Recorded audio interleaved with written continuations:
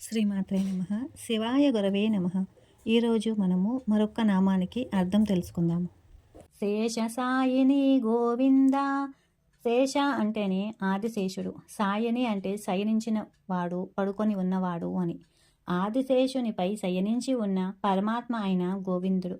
క్షీరసాగరములో ఆదిశేషునిపై శయనిస్తూ సృష్టి స్థితి లయను నియంత్రించే పరమేశ్వరుడు. క్షీరసాగరములో ఆదిశేషునిపై శయనిస్తూ సృష్టి స్థితి లయలను నియంత్రించే గోవిందుడు. పరమాత్మ ప్రశాంతతకు ఇది దివ్య ప్రతీక.